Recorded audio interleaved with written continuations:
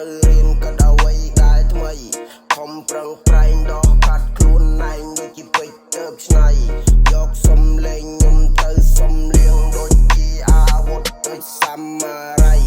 មើលអានោះវាឈរសំឡាក់នៅវិញឡើងស្លាប់ដូចធ្វើស្លីស្លើតិចហូបដងកើបែកភ្លេងពាក់មកធ្វើមួយថាកុំធ្វើផ្ដេផ្ដាកុំមកផ្ដេផ្ដាដើរមួយចំហៀនខ្ញុំគិតមួយចំហៀនត្រូវរកត្រូវរៀនក៏ដល់អ្វីដែលថ្មីខំប្រឹងប្រែងដោះកាត់ខ្លួនឯងដូចជាពេជ្រទៅឆ្នៃយកសំលេងខ្ញុំទៅសំលៀងដូចជាអាវុធដូចសាមារ៉ៃមិនរអ៊ូទេព្រោះក្តីសម័យខំប្រឹងប្រែងហើយខំតកែឆ្នៃ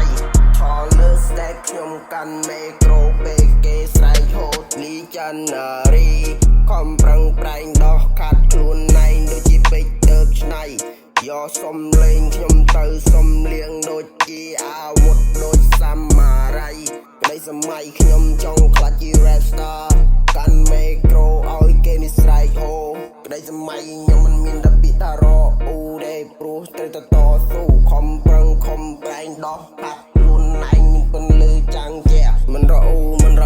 ទេព្រោះជាក្តីសម័យយើងខំប្រឹងខំប្រែងដោះកាត់ខ្លួនឯងដូចជាពេជ្រទៅនឹងឆ្នៃយកសំលេងទៅសំលៀងឲ្យដូចជាអាវុធដែលយើងត្រៀមប្រយុទ្ធប្រណានាក្លាហានយើងចេញប្រយុទ្ធ